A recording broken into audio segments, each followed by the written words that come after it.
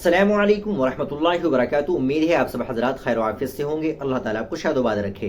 नाजरीन इकराम, मौलाना सैयद जाफर हसनी नदवी रहमुल्लाह के इसाले सवाब के लिए ताज़ियती नशिस्त का एहतमाम गुज़िश्ता दिनों बुध 15 जनवरी सन 2025 मुताबिक 14 रजबुल मुरज्जब दारुल उलूम नदवतुल उलमा के नाजिर आम मौलाना सैयद जाफर हसनी नदवी रहमुल्लाह के इसाले सवाब के लिए ताज़ियती नशिस्त का एहतमाम गुज़िश्ता दिनों बुध 15 जनवरी सन 2025 मुताबिक 14 रजबुल मुरज्जब दारुल उलूम नदवतुल उलमा के नाजिर आम मौलाना सैयद जाफर मसऊद हसनी नदवी रहमुल्लाह एक सड़क हादसे में जा बहक हो गए थे, जिसकी वजह से इल्मी व अदबी हलकों में सफ़े मातम बिछ गई।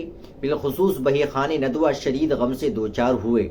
इसी मुनासबत से मुंबई में अंजुमन अहले सुन्नत वल जमाअत ने राबताए अदब इस्लामी शाख मुंबई के इश्तिराक से 18 जनवरी सन 2025 बरोज़ सनीचर बाद नमाज इशा मदरसा बाक़ियातुस सालिहात चौकी महल्ले में एक ताज़ियती नशिस्त मुनक़िद की।